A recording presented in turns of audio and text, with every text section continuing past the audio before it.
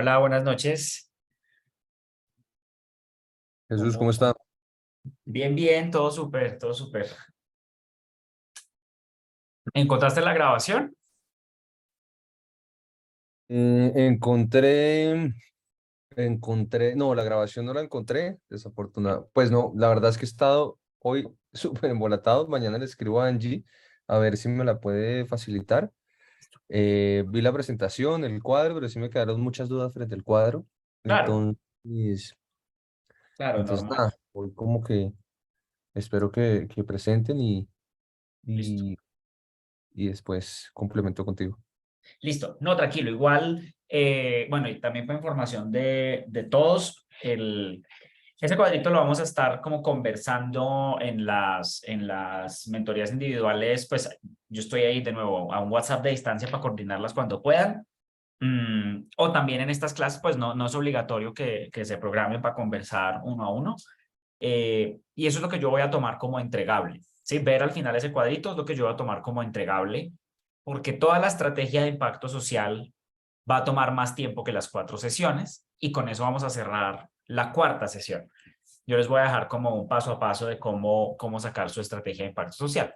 Entonces, digamos, para los efectos prácticos del programa, ese cuadrito es lo que vamos a tener como entregable y lo pueden desarrollar a lo largo de estas sesiones. O sea, no se afanen, y de paso, Gustavo, va para ti, no se afanen porque tenga que estar listo hoy o mañana.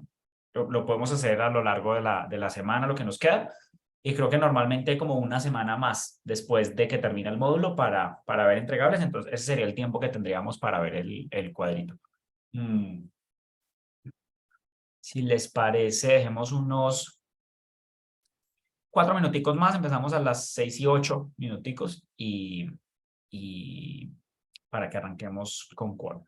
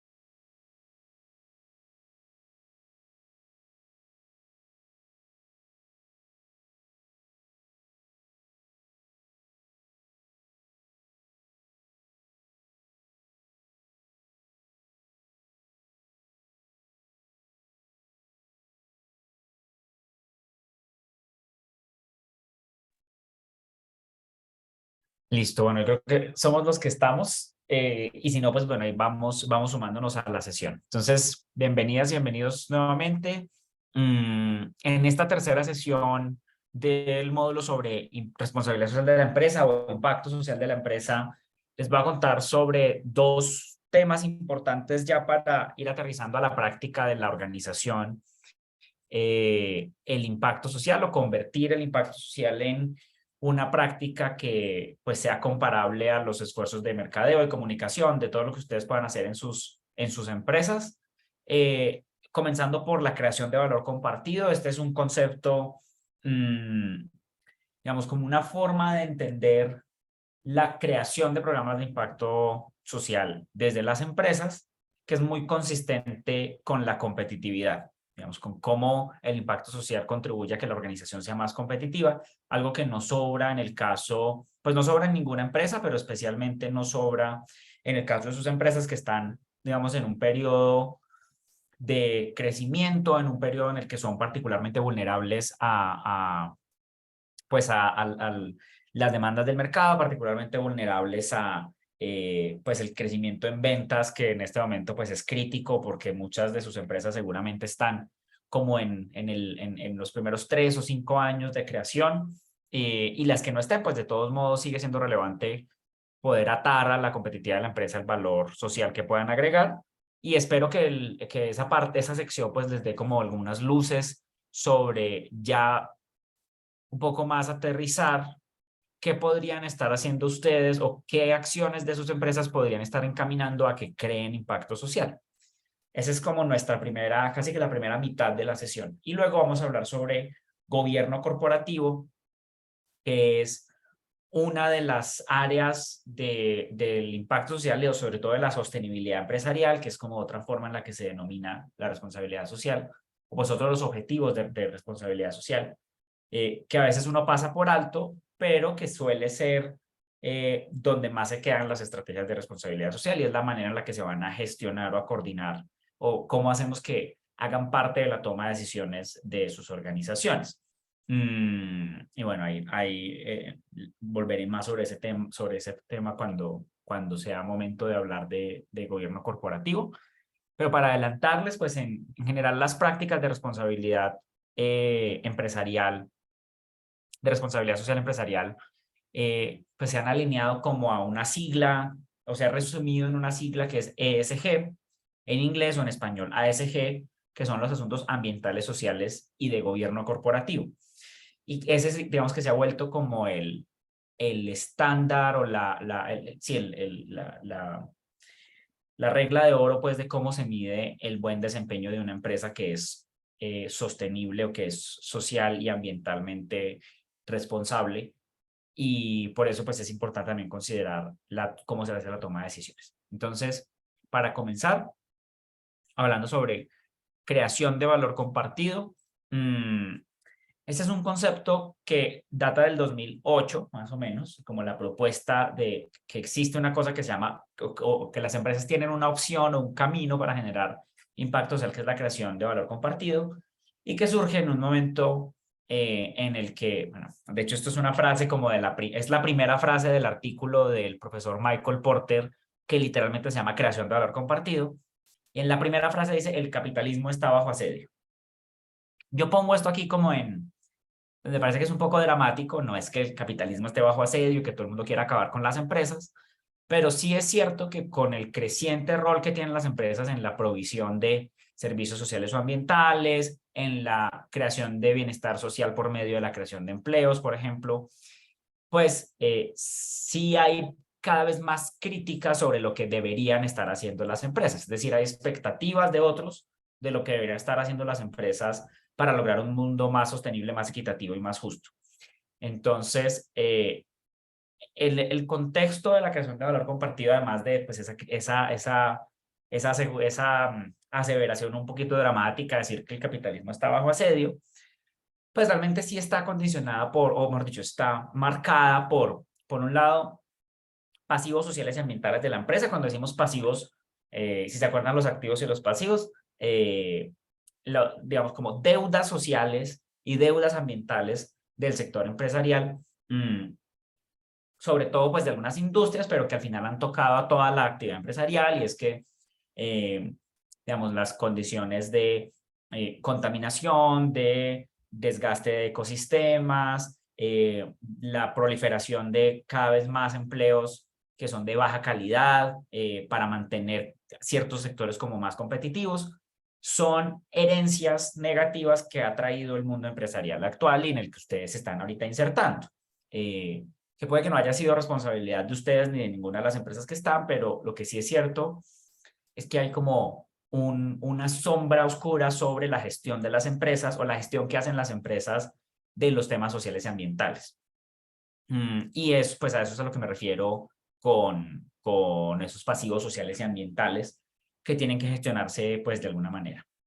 Otro factor del contexto en el que se plantea el valor compartido como una forma para generar impacto social es el replanteamiento del valor, es decir, entender que agregar valor para los accionistas, agregar valor para el mundo, agregar valor para las comunidades, para los empleados, no siempre toma la forma de dinero. Hay muchas otras maneras de generar valor para los grupos de interés, para estas personas o grupos que están alrededor de la organización y que tienen intereses en la organización.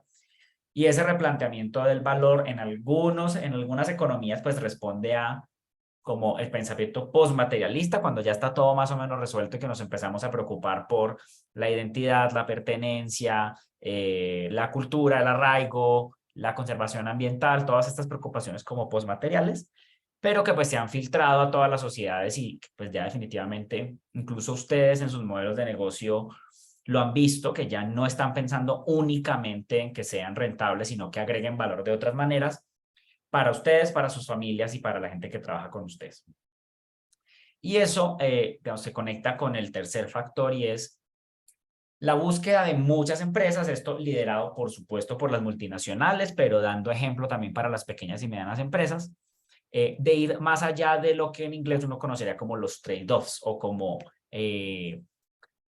estas situaciones en las que uno tiene que desistir de algo para ganar otra cosa, ¿sí? Entonces, a medida que más organizaciones, gobiernos, organizaciones internacionales empiezan a considerar la idea de que no necesariamente yo tengo que sacrificar el crecimiento económico para tener bienestar social o no tengo que sacrificar el crecimiento económico para tener conservación ambiental, esa búsqueda de ir más allá de sacrificar algo para obtener otra cosa es, digamos, algo que también sustentó la propuesta del profesor Michael Porter y el profesor Kramer al proponer de la Escuela de Negocios de Harvard para proponer el concepto de valor compartido.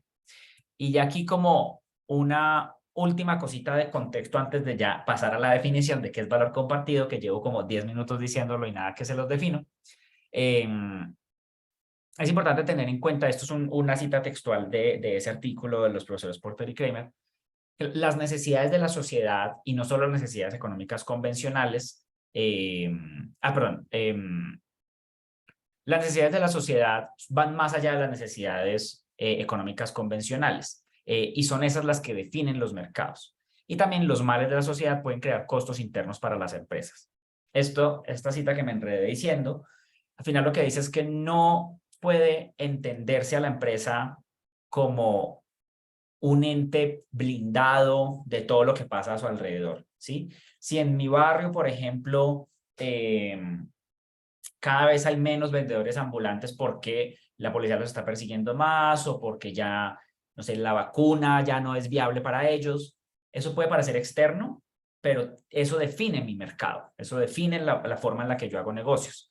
Y esas necesidades de la sociedad pueden terminar creando costos internos para las empresas que al final las hace menos competitivas. Si yo pierdo la capacidad de ofrecer los servicios o de crear los bienes que estoy ofreciendo, pierdo la capacidad de hacerlo con los costos que tenía previstos, pues eso simplemente va a afectar la manera en la que yo hago los negocios y va a reducir mi competitividad.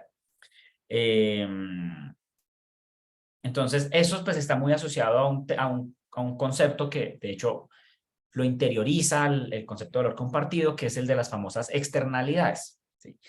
Que las externalidades se entienden como esos resultados del negocio que afectan a terceros, pero que no necesariamente están calculados en los costos de la organización. Piensen en contaminación, piensen en distorsión de mercado laboral, piensen en, por ejemplo, cuando el crecimiento de un negocio, por ejemplo, no sé, de arriendos, reduce la posibilidad de las personas que habitan en una zona de pagar sus arriendos en esa zona, porque están elevándose los precios. En fin, todas esas externalidades se creía que eran ajenas a la empresa, y un poco la propuesta del concepto de valor compartido es entender que esas pueden terminar creando costos internos para los empresarios.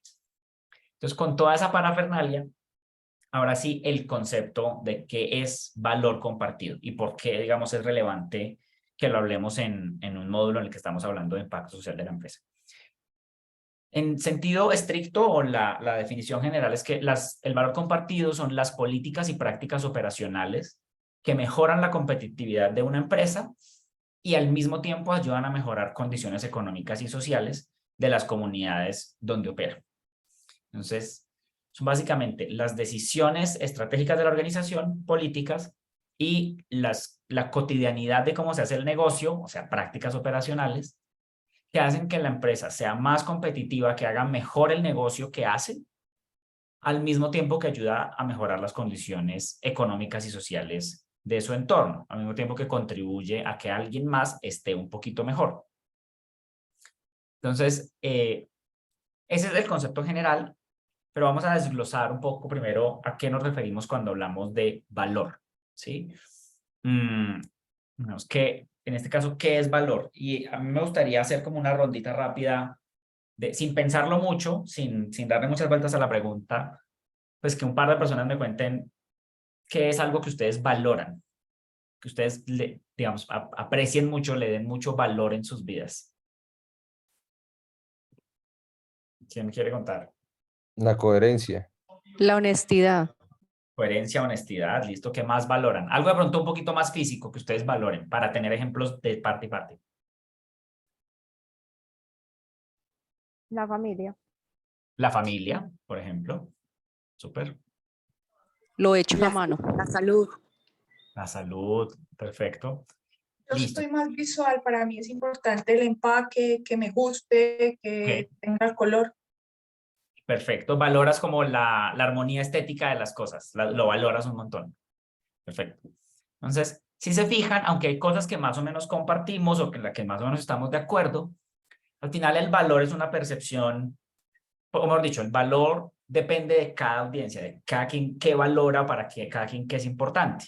Esto lo hablábamos un poco en la primera sesión de algunas comunidades pueden valorar, o en una comunidad en particular, la alfabetización de las mujeres en aldeas donde la jefatura del hogar la ejercen principalmente mujeres, puede ser muy valioso, ¿sí? Entonces, para una comunidad de mujeres cabeza de familia, tener la capacidad de generar ingresos puede ser muy valioso. Mientras que para un agricultor a gran escala, incrementar, tener el máximo producto, la máxima cosecha posible por hectárea, puede ser valioso. Y también, por supuesto, existen las definiciones un poco más convencionales de valor. Para un accionista, un propietario de un negocio, un miembro de junta, es valioso que se genere utilidades, rendimientos, que se puedan entregar dividendos a los accionistas, en fin. Todas estas son formas de valor. Y el concepto de valor compartido lo que propone en gran medida es entender que hay acciones específicas que podemos hacer desde la empresa que generan más de una de estas formas de valor, ¿sí? Yo puedo con una acción generar valor económico vía los rendimientos que me genere vender ese producto, pero también puedo generar valor social para una comunidad, por ejemplo, ofreciendo un producto que sea más accesible para ellos. Hoy hablábamos con Elizabeth en la mentoría individual de, por ejemplo, las dificultades que tienen a veces los vendedores ambulantes de comida en las calles, o los vendedores ambulantes de comida, para comprar sus insumos, porque como su negocio es muy fluctuante, pues no son personas que se puedan permitir hacer un gran inventario, por ejemplo, de empaques, ¿sí? Si hubiera alguna iniciativa que Elizabeth pudiera hacer que les permitiera a ellos comprarle más y que le permitiera a ellos tener acceso constante o recurrente a los empaques que necesitan para sus productos con un precio que se mantenga por lo menos durante una semana, ¿no? Porque me contaba Elizabeth que los precios fluctúan un montón, que a veces lo que yo compro un día, si Darnell me lo trajo 50 pesos más caro al día siguiente, pues lo tengo que cobrar 50 pesos más caro al día siguiente. Eso le puede generar valor a ella porque le asegura un mercado, pero también le está generando valor social a esta organización, perdón, a este cliente o a este grupo de interés en particular que pues está percibiendo que su necesidad, más allá de la necesidad del producto en sí, sino la necesidad de certeza, la necesidad social de sentirse respaldado, pues está siendo atendida. Entonces, en el artículo que se los voy a subir también al material de lectura, tengo que buscarlo porque creo que ya no está disponible en español. No, pero sí, por ahí lo tengo que encontrar. Que no es muy largo, ese sí son como 11 páginas. Ese artículo de la revista de negocios de Harvard, en el que se delimita o se crea el concepto de valor compartido, habla de 3 grandes maneras o de 3 grandes vías en las que uno puede crear valor compartido. Casi que estas son las fórmulas que uno podría implementar desde su negocio para que todas esas decisiones éticas, ese marco que ustedes están pensando ya de cuáles son sus valores, qué es lo que esperan sus grupos de interés de ustedes, pues empezar a convertirlo ya en acciones específicas de la empresa. Ellos plantean como 3 categorías de esas acciones. La primera es crear valor al concebir los productos y mercados. Esto es, dicho de otra forma, innovar en las ventas. Esta forma de creación de valor compartido es cuando el diseño mismo de los productos resuelve una necesidad social o una necesidad económica de la comunidad aledaña mía. En esta categoría cabría el ejemplo de Elizabeth y cabría también el ejemplo de, no sé si ya les hablé de esto en alguna sesión, pero lo que hizo Danone en algún momento no sé si fue Pakistán o en la India, pero cuando encontró un problema social y era que las madres de esas aldeas, no tenían una fuente de generación de ingresos propia porque tenían que hacerse cargo de las tareas del hogar, y tampoco porque eran zonas apartadas, muchas veces sin electricidad, pues no tenían, a veces carecían de fuentes de nutrientes suficientes para sus hijos, para asegurar que crecieran, digamos, de manera saludable. Y Danone lo que hizo fue crear un producto, un producto lácteo como tipo un yogur, que venía en pequeñas porciones, que no necesitaba refrigeración, que estaba enriquecido con nutrientes ideales para el crecimiento, y además se ideó que las personas que iban a vender esos productos o que iban a hacer la distribución iban a ser las mamás de la aldea. Ellas iban a ser las que hacían la venta de esos productos.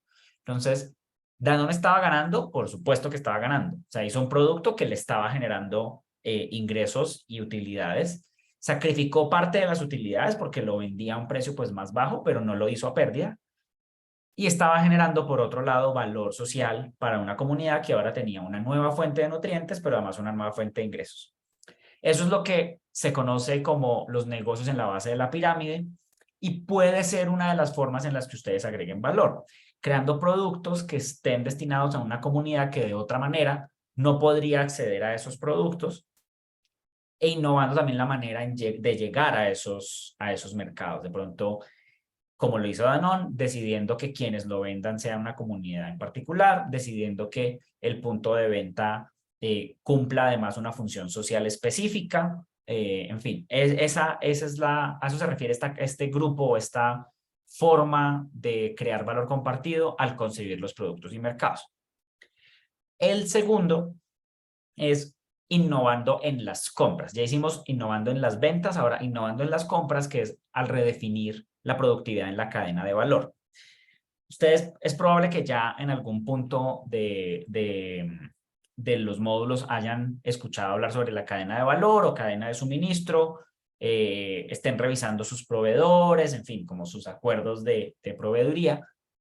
Lo que plantea la creación de valor compartido con esta estrategia o por esta vía es que ustedes pueden crear impacto social con su billetera, con las decisiones de compra que hacen. Y este es un caso, de nuevo, voy a un ejemplo grande y ahorita miramos cómo lo aplicamos en chiquito. PepsiCo. PepsiCo uno la reconoce obviamente por las bebidas, pero por las gaseosas, pero además PepsiCo tiene refrescos de fruta, pues como jugos, creo que del Valle es de PepsiCo, no, del Valle es de Coca-Cola. Pero Hit creo que es de PepsiCo. No, no es Hit. Bueno, ellos tienen su propia marca de jugos de fruta. Tienen Natu Chips, tienen galletas, tienen un montón de otros productos. Y específicamente para los jugos de fruta, hace ya muchos años, PepsiCo en Colombia decidió que le iba a comprar únicamente a pequeños productores de fincas de frutales. Les va a salir un poquito más caro que comprarle a grandes firmas de agroindustria, probablemente. Pero mejora igual la competitividad de la empresa porque les permite tener una relación más cercana con sus proveedores, más predecible con sus proveedores. Si están ellos desarrollando a sus proveedores, es más probable que a lo largo del camino, si llega a haber un desabastecimiento o si hay problemas en la producción, pues PepsiCo lo pueda reaccionar prontamente a eso y aunque le cueste un poco más al principio, le va a significar reducción de costos en el futuro. Entonces, esa es una de las formas en las que uno puede redefinir. En el grupo anterior había una empresaria que tenía un negocio de arepas hechas con distintas como masas, había de maíz, pero había de un montón de otras cosas. Y con ella la estrategia que hablábamos de redefinir la productividad en la cadena de valor era que progresivamente ella compra en Palo Quemado sus insumos, pero que progresivamente iba a ir saltándose el intermediario de la compra en Palo Quemado e iba a empezar a comprar, iba a seleccionar, como a conocer algunas fincas específicas para comprar el maíz directamente de esos productores, ¿sí? Entonces, de esa manera ella podía, a su pequeñísima escala, tener una estrategia innovando en las compras para generar valor social a partir de las decisiones de compra. Aquí un poco la reflexión es, piensen ustedes en todas las cosas que necesitan comprar para sus negocios. Y no solamente son los insumos. A veces cuando uno piensa en proveeduría, lo primero que se le viene a la cabeza es al que le compro el cemento o al que le compro los lienzos o al que le compro, no sé, al Arnel que le compro los materiales, pero uno también compra servicios de contaduría. Uno también compra transporte. Uno también compra, no sé, mercadeo digital. En esas decisiones, incluso en las que son menos críticas, ya te doy la palabra, Gloria, un segundito, incluso en esas decisiones menos críticas, hay más posibilidad de tomar el riesgo de contratar a una empresa, a un proveedor que sea, digamos, socialmente responsable. Y lo pueden hacer de muchas formas. En Colombia, por ejemplo, si a ustedes en su definición ética, pues les suena interesante decir cualquier cosa, apoyar empresas lideradas por la comunidad LGBT. Hay una cámara de comerciantes LGBT que les puede ayudar a encontrar proveedores de cosas específicas que ustedes puedan necesitar. Entonces, eso, quería hacer como esa claridad. Gloria, cuéntanos.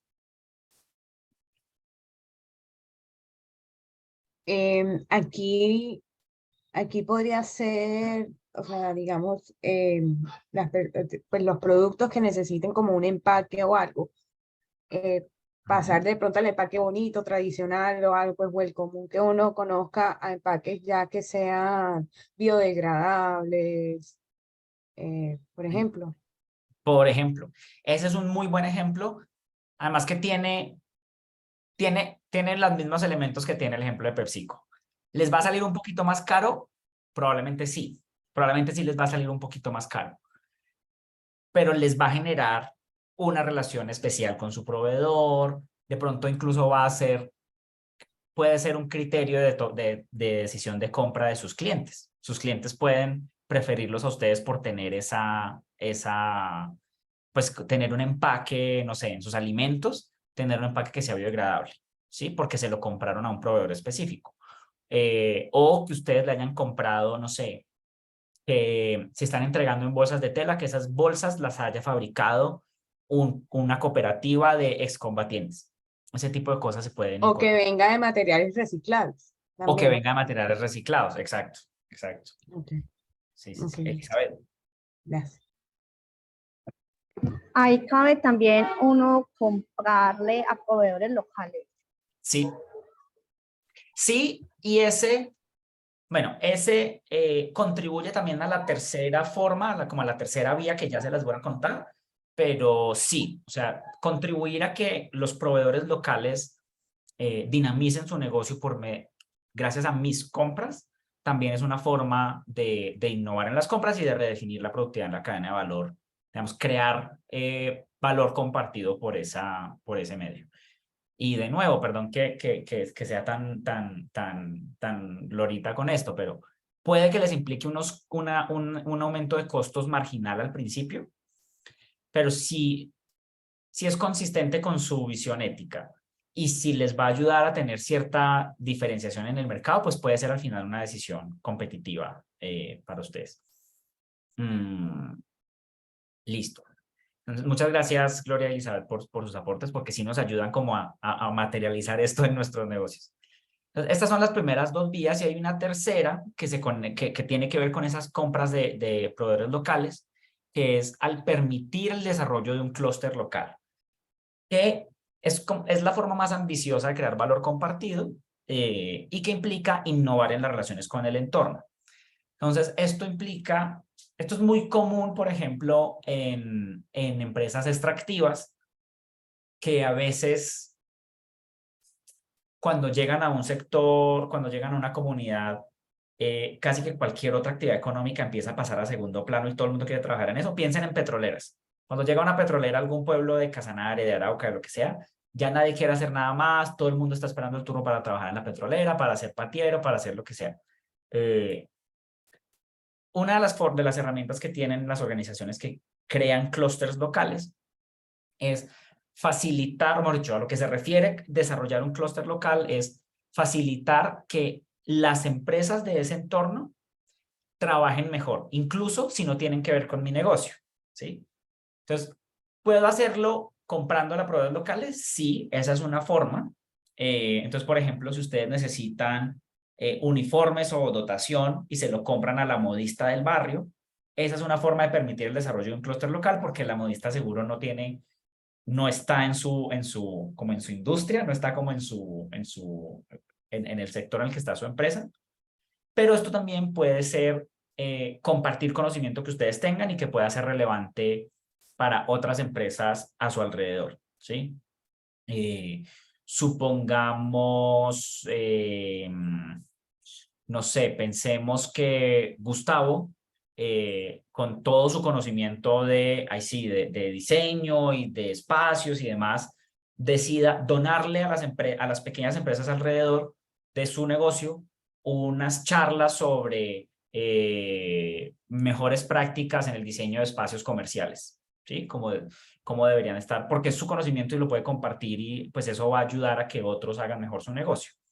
Entonces, sí se parece un poquito a innovar en las compras, en el sentido que una de las formas en las que uno puede permitir el desarrollo de ese clúster local es comprándoles, pero la gran diferencia de estas estrategias es que están pensadas para ir más allá de lo que yo necesito comprar. Entonces, típicamente esto toma la forma de compartir conocimiento, de facilitar la realización, por ejemplo, de ferias empresariales, servir de vitrina para que otros negocios se muestren por medio de mi negocio. Esas son formas de permitir el desarrollo de un clúster local. Entonces, para mostrarles con un ejemplo concreto, vamos a ver ahorita un video promocional de una empresa pues, con sede en Colombia, contando algunas de las iniciativas que tiene en creación de valor compartido y que ellos describen como creación de valor compartido, para que ustedes miren como en la práctica. Esto es una empresa del sector eléctrico y piensen como en las particularidades que tiene el sector eléctrico, ¿no? El sector eléctrico es, primero, un servicio público que habilita que pasen muchas otras cosas, ¿no?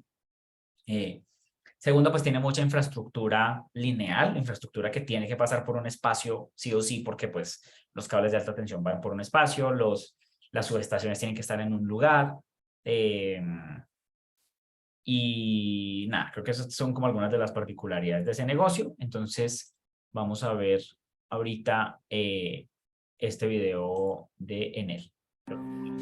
Estrategia de creación de valor compartido. En Enel Emgesa promovemos el progreso para construir un mañana más sostenible para nuestros clientes y comunidades. La ecuación sostenibilidad igual valor es siempre nuestro punto de partida para las etapas de identificación, ingeniería y construcción y operación y mantenimiento de nuestras centrales de generación. Nos basamos en la política de creación de valor compartido, a través de la cual buscamos integrar oportunidades sociales, económicas y ambientales que beneficien a nuestra comunidad y promuevan su progreso, en línea con los Objetivos de Desarrollo Sostenible de la ONU. Durante el proceso de implementación para cada uno de los proyectos realizamos 1. Identificación de impactos y de los grupos de interés que estarán involucrados en el desarrollo de las actividades. 2. Se determinan y priorizan los riesgos y las oportunidades que se encuentran en el territorio, así como el desarrollo de un análisis que nos permita encontrar puntos en común entre las necesidades e intereses de las comunidades y los temas estratégicos para la compañía. 3. Una vez identificados los temas claves para trabajar, los cuales servirán de base para la construcción del plan de sostenibilidad y valor compartido, se llevan a cabo talleres de innovación con la comunidad para identificar y formular iniciativas conjuntas que permitan aportar al desarrollo y progreso de todos. Nuestros aportes al medio ambiente. En línea con la política de creación de valor compartido, buscamos contribuir con la protección y conservación de nuestros recursos naturales. Esto lo hacemos a partir del desarrollo de proyectos que buscan combatir el cambio climático y proteger los recursos naturales para velar por el bienestar de las generaciones futuras a través de la reforestación, conservación y protección de bosques, siembra de árboles en zonas identificadas y proyectos de economía circular, a través de los cuales logramos hacer un mejor uso de los recursos asociados al desarrollo de los proyectos, con el aprovechamiento de los residuos generados durante su construcción. Nuestro aporte a las comunidades. Porque nuestras personas son lo primero, buscamos contribuir al mejoramiento de la calidad de vida de las comunidades de Bogotá, Cundinamarca y Huila a través de programas que buscan 1. Viabilizar la educación de calidad para niños, jóvenes, madres cabeza de hogar y adultos. 2. Mejorar la infraestructura educativa de las zonas. 3. Fomentar el trabajo decente y crecimiento económico de nuestras comunidades a través del apoyo a proyectos productivos y emprendimientos, y el fortalecimiento de juntas de acción comunal, organizaciones y líderes sociales. 4. Facilitar el progreso hacia ciudades y comunidades sostenibles a través del acceso a agua potable y embellecimiento de entorno con material reutilizable. Porque entendemos que nuestra energía progresa cuando nuestras personas progresan. En Enel Codensa promovemos el progreso sostenible para construir un futuro más brillante para nuestros clientes y comunidades. La ecuación sostenibilidad igual valor es siempre nuestro punto de partida. Para la construcción y desarrollo de nuestras subestaciones de alta y media tensión, en Enel Codensa nos basamos en la política de creación de valor compartido, a través de la cual buscamos integrar oportunidades sociales, económicas y ambientales que beneficien a nuestra comunidad y promuevan su progreso, en línea con los Objetivos de Desarrollo Sostenible de la ONU. Durante el proceso de implementación para cada uno de los proyectos realizamos 1. Identificación de impactos y de los grupos de interés que estarán involucrados en el desarrollo de las actividades. 2. Se determinan y priorizan los riesgos y las oportunidades que encuentran en el territorio, así como el desarrollo de un análisis que nos permita encontrar puntos en común entre las necesidades e intereses de las comunidades y los temas estratégicos para la compañía. 3. Una vez identificados los temas claves para trabajar, los cuales servirán de base para la construcción del plan de sostenibilidad y valor compartido, se llevan a cabo talleres de innovación con la comunidad para identificar y formular iniciativas conjuntas que permitan aportar al desarrollo y progreso de todos. En línea con la política de creación de valor compartido, buscamos no solo mejorar las condiciones de las comunidades del área de influencia de nuestros proyectos, sino también contribuir con la protección y conservación de nuestros recursos naturales. Esto lo hacemos a partir del desarrollo de proyectos de reforestación con participación comunitaria, como siembras de árboles en zonas identificadas y proyectos de economía circular, a través de los cuales logramos hacer un mejor uso de los recursos asociados al desarrollo de los proyectos proyectos con el aprovechamiento de los residuos generados durante su construcción. En Enel Codensa nuestras personas son lo primero. Por ello, en línea con la política de creación de valor compartido y sostenibilidad, buscamos contribuir al mejoramiento de la calidad de vida de las comunidades del área de influencia en donde operan nuestras subestaciones, a través de programas que buscan: 1. Fortalecer proyectos productivos y emprendimientos. 2. Mejorar la infraestructura educativa de las zonas. 3. Facilitar el acceso a la energía y la conectividad de nuestras comunidades, porque entendemos que nuestra energía progresa cuando nuestras personas progresan.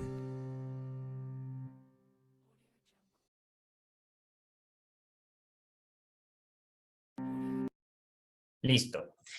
Entonces, ¿qué se les queda o qué les llamó la atención de todo lo del video?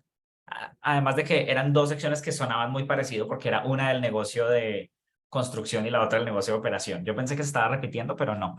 Son muy parecidos, pero con diferencias sutiles. ¿Hubo algo que les haya llamado la atención? Creo que fueron igual de intensos que yo con el tema de gestión de grupos de interés, ¿o no? Un poquito.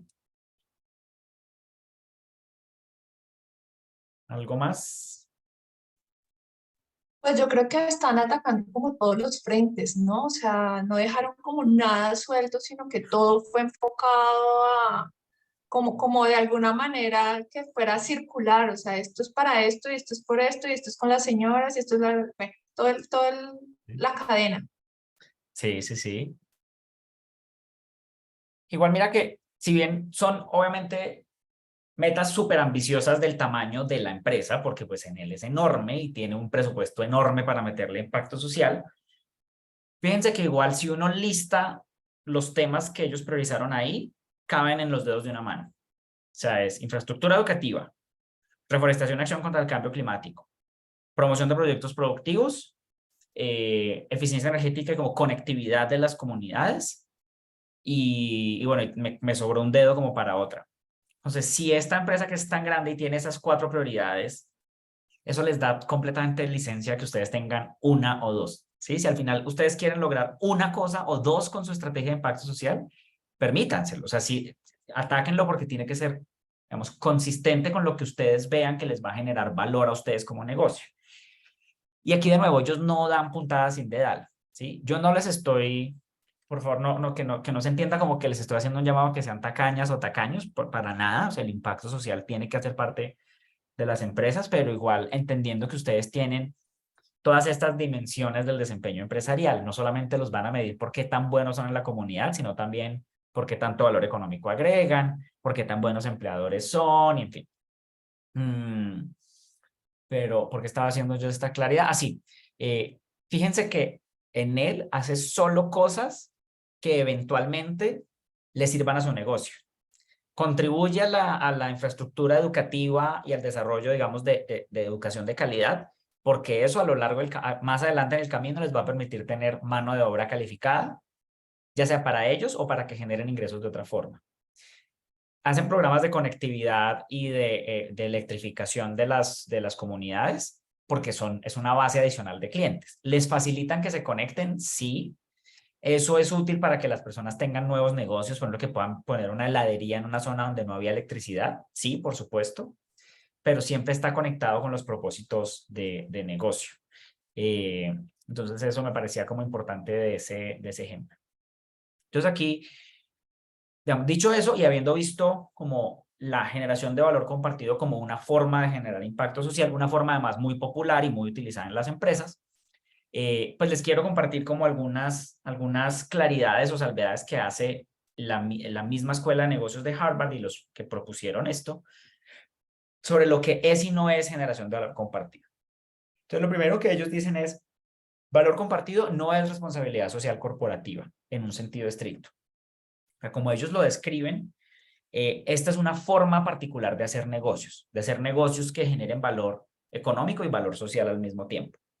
Esto, por supuesto, es altamente debatible. Al final, como lo hemos visto a lo largo de estas sesiones, la responsabilidad social empresarial pues es lo que la empresa define por su propia voluntariedad y su propia perspectiva ética de cuál es su rol en la sociedad, y en ese sentido pues se parece mucho a la creación de valor compartido, pero la diferencia importante es que desde el punto de vista de la Escuela de Negocios de Harvard, la creación de valor compartido va más allá de la filantropía, va más allá de simplemente donar o de simplemente sí, asumir alguna responsabilidad en particular y como hacer una retribución, y se convierte en una forma de estructurar el negocio, ¿sí?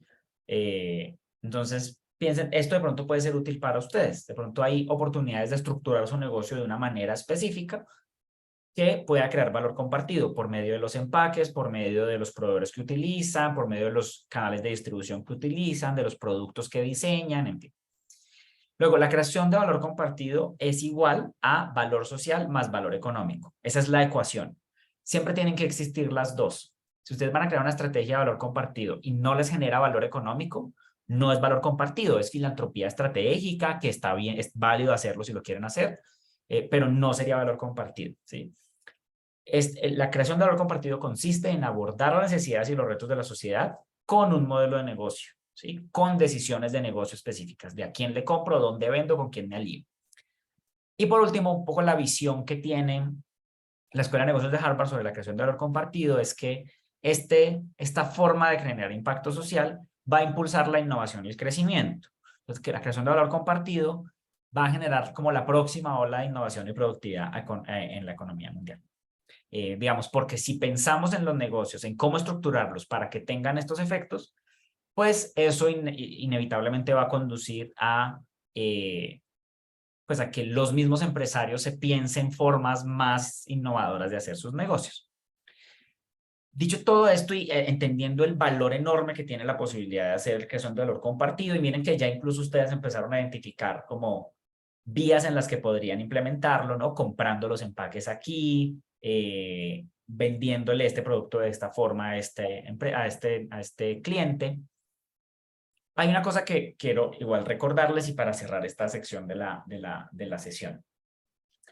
El concepto de valor compartido lo propuso Michael Porter, que es el director del Instituto para la Estrategia y la Competitividad de la Escuela de Negocios de Harvard. Es un concepto que busca defender la competitividad de las empresas, ¿sí? No está pensado para reducir las desigualdades del mundo, no está pensado para eliminar la pobreza extrema y el hambre, está pensado para que las empresas sean más competitivas en un entorno en el que las expectativas de desempeño social y ambiental de las empresas es cada vez más alto, ¿sí?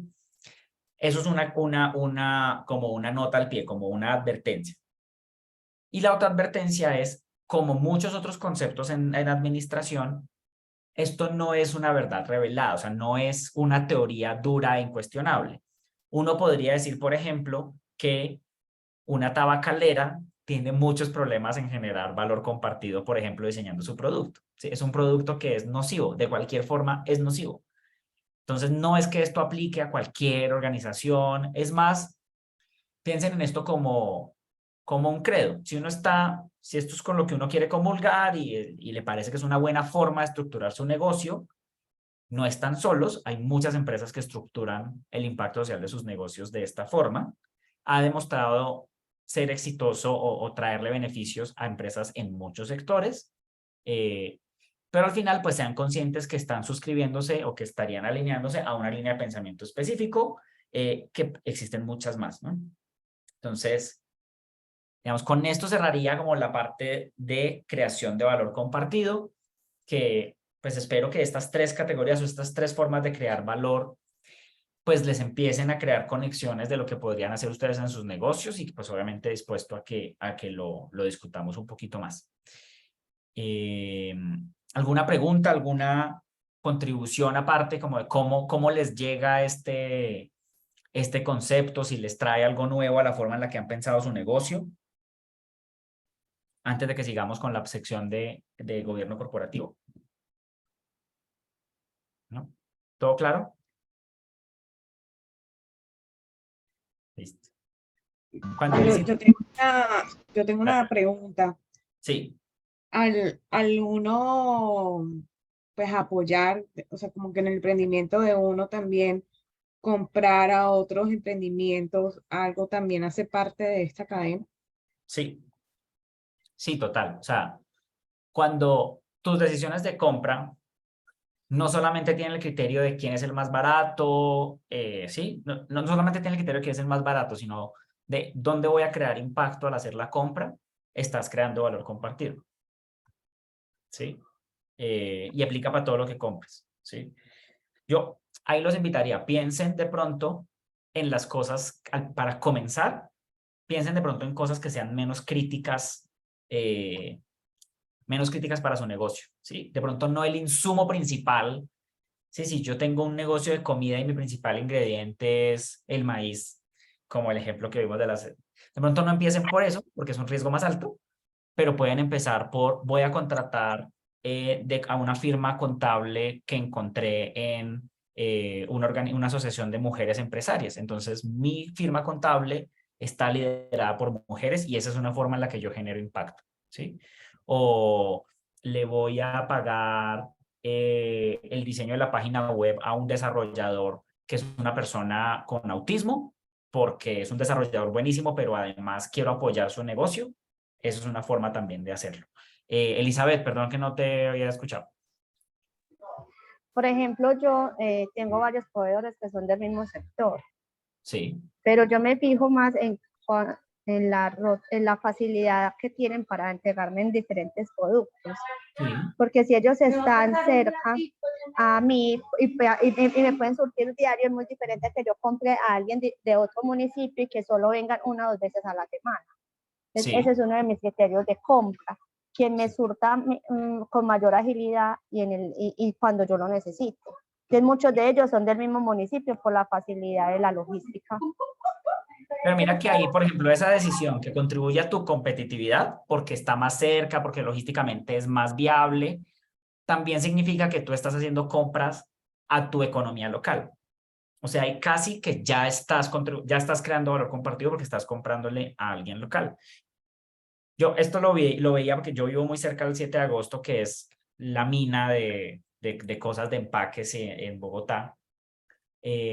Muchas veces, por ejemplo, las cajas maletín o estas cajitas que se tienen que armar, que vienen troqueladas y que se tienen que armar. Algunas empresas lo que hacen es que, por ejemplo, tienen la práctica de pagarle a personas de la tercera edad o a pelados que contra jornada después de salir del colegio armen las cajas, porque así se ganen 50.000 pesos, no sé, lo que se ganen, es una fuente adicional de ingresos para ellos.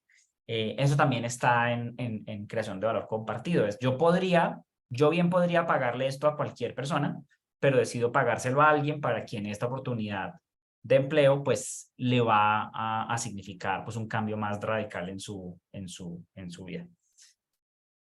Listo. Entonces, bueno, qué bueno que esto vaya como iluminando algunos bombillos y que ahí vayamos poco a poco encontrando el camino.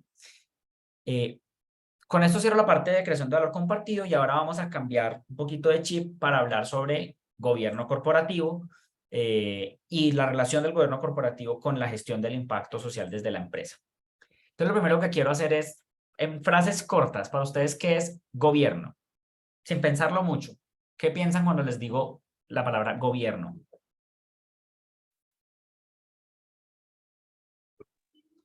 Liderar. Liderar, ajá. Es una estructura. Es Estructura, un sistema. un sistema, perfecto. Listo. Y ahora, ¿qué piensan cuando les digo buen gobierno?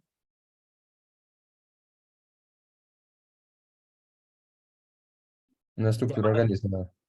¿Cómo? Una estructura organizada. Una estructura que sea organizada, ok. ¿Qué más? Que tenga normas, esa estructura que tenga normas claras. Una estructura con normas claras, perfecto. Y la última, ¿quién más? Interés social. Que tenga un interés social, ok. Que esté como, que le apunte a la satisfacción de necesidades de un interés social, perfecto. Entonces, Eso lo hemos pensado y yo creo que la mente de casi todos nosotros fue a gobierno entendido como el sector público, ¿no? Como los gobernantes, alcaldes, gobernadores, todo esto. Y pues obviamente es normal porque pues es la forma de gobierno que más conocemos. En el caso de las empresas, el gobierno del negocio es uno de los cimientos para que todo lo demás funcione. Este cuadrito es sacado este diagramita es sacado de un capítulo en el libro del Banco Interamericano de Desarrollo que les dejé en la carpeta.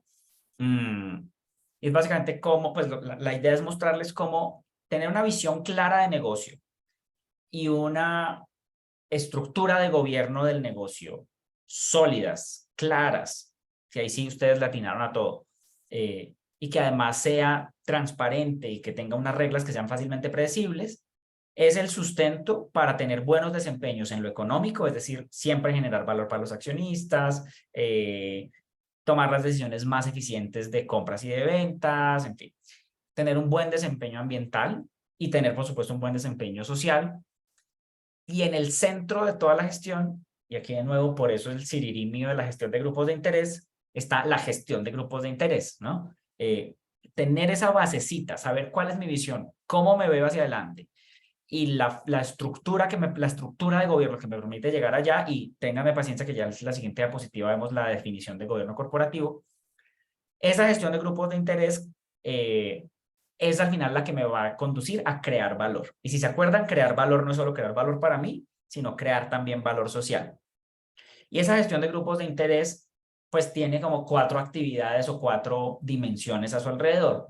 Uno es la definición de estrategia y política. Entonces, así yo reconozca mi negocio como mi chuzo, mi chusito, y lo vea como algo pequeño, yo tengo estrategias y políticas. Yo tengo, por ejemplo, lo que nos decía Elizabeth de yo le compro a este proveedor porque está más cerca y por logística está. Puede que no lo tenga escrito y eso lo podría eventualmente como escribirlo para control. Pero esa es una política, ¿sí? Una descripción predecible, concreta y que se repite y que viene de una decisión estratégica de la empresa de cómo se hace una actividad en particular, ¿sí? Eso es una política. Y la estrategia, pues son los pasos para lograr los objetivos que se plantea la organización desde el punto de vista de la visión. Esa estrategia se implementa, se monitorea, es decir, se observa cómo va la ejecución y después se hace reporte, ¿sí? El reporte toma muchas formas. En responsabilidad social empresarial, muchas empresas más grandes tienen reportes de sostenibilidad, que son informes como públicos y que uno cuenta, pero al final ese reporte incluso está en los libros que yo le entrego al contador cada mes o cada trimestre. Está en esa reunión que yo tengo con mis inversionistas para contarles cómo me fue en el negocio, cómo terminó este proyecto de esta remodelación que estábamos haciendo en tal parte. Todo eso hace parte del reporte. Y esas 4 actividades son las que, digamos, en su conjunto componen la gestión de grupos de interés, o una gestión, digamos, integral de grupos de interés que conduce al final a la creación de valor.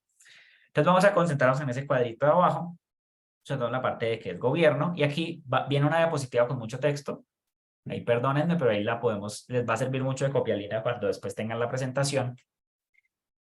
Gobierno corporativo se define como el sistema de toma de decisiones, la forma en la que se ejerce el control, los mecanismos de incentivos y el grado de información que se establece en una empresa entre sus propietarios, sus directivos y su administración. En el caso de ustedes, esas 3 pues son ustedes mismos, con el propósito de alcanzar los objetivos trazados, acrecentar el valor para sus accionistas y responder a los requerimientos de otros interesados.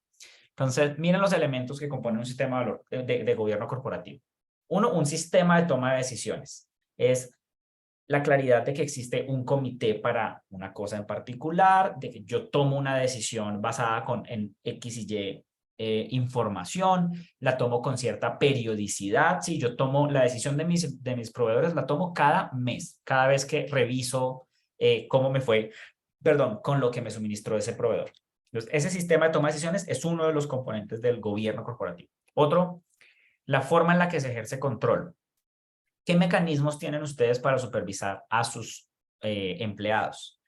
¿Qué mecanismos tiene la gerencia para supervisar el cumplimiento de los objetivos de la empresa? digamos, es una forma de ejercer control.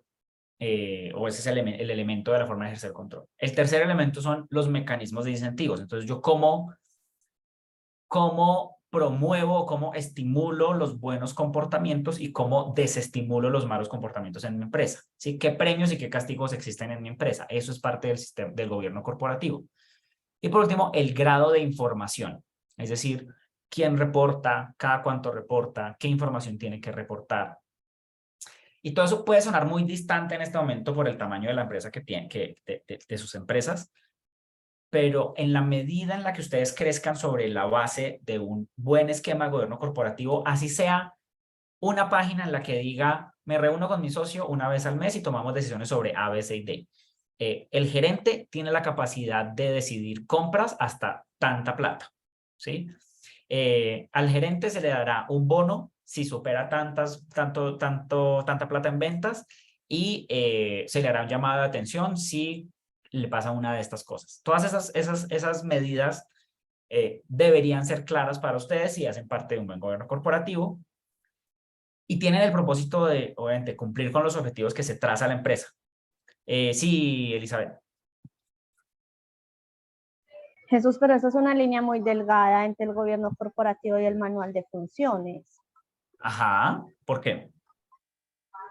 Porque si en el manual corporativo estoy diciendo cómo ejerzo control, qué se hace y qué puede hacer determinada persona, entonces, ¿cómo hago para no confundirlo con el manual de funciones donde digo exactamente por área qué debe hacer cada cual? El manual de funciones es un subconjunto del gobierno corporativo. O sea, tú en gobierno corporativo tienes las decisiones que tomas, todo, y una de las formas en las, mejor dicho, uno de los documentos en los que está escrito el sistema de gobierno corporativo de tu organización es el manual de funciones, ¿sí? No necesariamente es que tú tengas un solo archivo que se llama gobierno corporativo, algunas empresas sí lo tienen, pero casi siempre hacen referencia a otros, ¿sí? Pero, digamos, la respuesta corta es, el manual de funciones es un componente o es uno de las políticas que componen el gobierno corporativo de la organización, ¿sí? Entonces sí, digamos que digamos, es una línea delgada porque pues uno está contenido dentro del otro. ¿Listo? Y bueno, y aquí les quiero, o sea, hay como tres cosas a destacar ya para pasar la definición. Uno es, el propósito de un gobierno corporativo, de un esquema de gobierno corporativo, es alcanzar los objetivos trazados. Si no hay objetivos trazados, pues es muy difícil hacer ese seguimiento. Es muy difícil gobernar unos objetivos que no hemos definido. Entonces, eso ustedes ya lo están viendo, pues seguramente en módulos sobre estrategia y como sobre prospectiva del negocio. Pero digamos, es importante saber que hay unos objetivos de negocio que para ellos es que existe el gobierno corporativo. Si no, pues no tiene ningún sentido. Y el otro, bueno, no son 3 puntos, son más bien 2 puntos. Es que lograr esos objetivos busca 2 cosas: acrecentar el valor para los accionistas y responder a los requerimientos de otros interesados. O sea, yo no ejerzo, no creo este sistema de toma de decisiones y, digamos, de todos esos otros elementos que tiene un esquema de gobierno corporativo, no los creo solamente para tener más utilidades, sino también para responder a las expectativas de otros, de los empleados, de esos clientes ambientalmente conscientes, de la fundación con la que yo me voy a asociar, en fin. Entonces, por eso es importante hablar de gobierno corporativo como una base para cumplir esos objetivos de negocio, entre los cuales está pues el objetivo de tener un impacto social pues que se alinee con la visión del negocio. Entonces aquí hay pues ¿cómo decirlo? Como un espectro de dónde normalmente se ubica el gobierno corporativo digamos, en referencia o en conexión con las expectativas legales de la empresa. Y por eso lo titulo como regulación, entre la regulación y la autorregulación. Ustedes tienen unas expectativas de toma de decisiones como empresarios. Si están registrados ya como una persona jurídica, pues más aún, si tienen una SAS o alguna de estas figuras, ya hay unas exigencias del Estado ¿sí? Del sector público, pues, de lo que ustedes deberían hacer, ¿sí? Ustedes tienen que tener, si tienen conformada una SAS o cuando la conformen, tienen que tener una asamblea, tienen que tener una junta directiva. Hay unas exigencias que son legales y eso es la regulación. Pero también existe la autorregulación y es cuando las empresas ellas mismas definen cuáles son los mecanismos que van a tener para tomar esas decisiones, cuáles son, por ejemplo, los canales de reporte que van a tener. De pronto yo voy a acostumbrar a que cada 6 meses voy a sacar un post en el Facebook de mi empresa contando cómo fue mi desempeño en el uso de empaques biodegradables, porque me lo estoy imponiendo, porque para mí es importante contar eso, ¿sí? Entonces, es un poco ese espectro entre cómo el gobierno corporativo incorpora elementos tanto de lo que me exige la ley como de lo que me impongo yo mismo por las prioridades que tengo. Y sobre eso, pues, hay aquí algunas precisiones como más de contexto, como de tradiciones empresariales.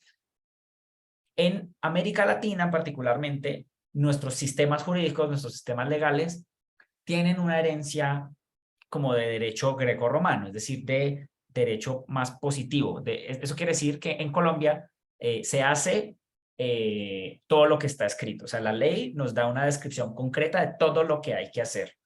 Esa es, digamos, la tradición grecorromana la herencia grecorromana de las tradiciones jurídicas de América Latina. Que eso hace que aquí los sistemas de gobierno corporativo sean muy, ¿cómo decirlo? En ese espectro de la regulación y la autorregulación se inclinen más hacia la regulación, porque hay muchas exigencias ya legales de lo que toca hacer como empresa, que casi que no hay margen de maniobra para definir uno qué otros mecanismos va a tener, ¿sí? Eso tiene como un contraste grande con la transparencia y la apertura que normalmente tienen las empresas que cotizan en bolsa, que no es muy común en América Latina. Aquí hay bolsas de valores, por supuesto, y hay empresas públicas, por supuesto, pero es menos común que en mercados, por ejemplo, como el gringo, ¿sí? Los gringos tienen, casi que es inevitable que una empresa que llega a cierto tamaño de mercado se vuelve pública. Es decir, vende acciones y cotiza en bolsa de valores. Esas empresas tienen unas exigencias de transparencia más altas y a veces se las fijan ellas mismas, porque es básicamente la forma en la que ellos le muestran a las personas que compraron acciones cómo están manejando el negocio. Y cuanto más información compartan y esa información sea positiva, pues más valorada va a estar su acción, ¿sí? Si yo tuviera, por ejemplo, acciones del carretero y yo nunca supiera a quién le compran, ¿sí? Solo por ahí una vez al año veo un reporte financiero, veo como utilidades del negocio, del ejercicio y no veo nada más, pues es probable que quiera vender esa acción porque no me siento con confianza de lo que están haciendo. Pero si en cambio Elizabeth, como la vendedora de esas acciones de la empresa públicamente, me está mandando mensualmente un correo en el que dice los nuevos proveedores, me está mandando cada trimestre un resumen de lo que ha hecho en impacto social, pues yo confío más y tiendo a valorar más esa acción, ¿sí? Porque otros van a querer comprar esa acción, porque es una empresa que se ve transparente, que tiene buen desempeño. Y eso, de vuelta a América Latina, pues nos trae a otro problema, y es que nosotros solemos tener más empresas cerradas. ¿Sí? Uno, pues por la enorme participación de las MIPYMES en la economía en América Latina, pero también por la tradición de tener empresas familiares donde la junta directiva son los hermanos, los primos, ¿sí? Es toda gente que se conoce, pues son todos familiares, y a veces eso convierte a las empresas como en más cerradas, como que tienen esquemas de gobierno corporativo que pues sirven más como a un grupo muy cerradito de personas. Si ustedes miran, Carvajal es familiar, las empresas Corona son de la familia Chavarría. Todas las empresas como grandes aquí tienen al menos su origen en ser empresas familiares, así ya hayan vendido acciones. Entonces, esto digamos como una capsulita de contexto de cómo se diferencia tener un sistema de gobierno corporativo aquí versus otros contextos. Pero pues entendiendo que el gobierno corporativo pues es deseable para que las empresas gestionen mejor su desempeño, En América Latina, pues sí han aparecido algunas iniciativas en las que cuando ustedes tengan curiosidad de ver más información sobre gobierno corporativo en pequeñas y medianas empresas, pues lo puedan hacer. Están en los centros de estudio para el desarrollo del gobierno corporativo, iniciativas académicas que se hacen con universidades. Existe en Chile, por ejemplo, hay iniciativas público-privadas para desarrollar mejores prácticas de gobierno corporativo que son promovidas por el gobierno, pero en la que participan también empresas. Algunos países han incorporado informes anuales obligatorios sobre gobierno corporativo que cuenten cómo está compuesta la junta directiva, cada cuánto se reúne, cómo se toman las decisiones, en fin. Algunos países tienen sus propios institutos de gobierno corporativo como entidades que se dedican a investigar eso, como Brasil, y la Corporación Financiera Internacional, que es como un gran banco que financia inversiones muy grandes, sobre todo en América Latina, o pues en todo el mundo, pero que América Latina ha recibido muchos de esos fondos, tiene unos códigos de gobierno corporativo recomendados. O sea, ellos dan como unas pautas de cuál es la mejor forma de hacer gobierno corporativo desde el punto de vista de ellos. Entonces, el gran reto del gobierno corporativo y sobre todo el gobierno corporativo para lograr impacto social es cómo pasar de lo formal a lo sustancial. Es decir, así como nos decía Elizabeth del manual de funciones, si pasa con eso, que a veces uno escribe el manual de funciones y resulta que lo que hace la persona en la vida real es completamente distinto, también pasa en otras formas del gobierno corporativo, y uno de los mayores errores en los que uno puede caer es, bueno, algo muy colombiano, es escribir reglas como para ángeles, ¿sí? Y decir, nos vamos a reunir todas las semanas y las decisiones van a ser unánimes y, digamos, eso es lo formal, ¿no? La forma en la que yo estructuro como quiero hacer las cosas, y no pensar en lo sustancial, en la carnita de cómo estoy haciendo realmente mi negocio. Entonces, un poco el llamado que hace los autores que leí para basarme en esto, y pues que les invitaría yo también a considerar en su negocio a medida que piensen en esos esquemas de toma de decisiones, es piensen en los esquemas que realmente reflejen la acción cotidiana de su organización, ¿sí? Eso no significa que ustedes no se puedan fijar metas o que intenten mejorar la manera de gestionar su negocio, por supuesto, pero a partir de entender cómo está funcionando su negocio y qué es lo que quieren lograr, cuáles son los objetivos que quieren lograr. Uno a veces cae, por ejemplo, no sé, una cosa que es muy común que pase, y es cuando uno va a registrar su SAS, uno agarra los estatutos, de ejemplo, que tiene la Cámara de Comercio, uno solo reemplaza los nombres y se fue, sin ni siquiera leer lo que dice de cómo se va a reunir la asamblea, cada cuánto, qué capacidades de decisión tiene el gerente, ¿sí? Qué decisiones tiene que consultar con una junta. Y así la junta sean usted y su esposo, ¿sí? Eso es bueno tenerlo, pues que refleje realmente la realidad de la empresa. Ahora les voy a mostrar otra diapositiva con mucho texto, pero ahí nos vamos a quedar un poquito para entenderlo, y quería que esto les quedara también como de copialina en la presentación cuando terminemos la sesión, y es: estas son las dimensiones de análisis, es decir, como los componentes o como las temáticas que debería cubrir uno en un esquema completo de gobierno corporativo. Lo puede cubrir en mayor o menor medida, no se enreden, usted no tiene que tener un documento que tenga todo esto.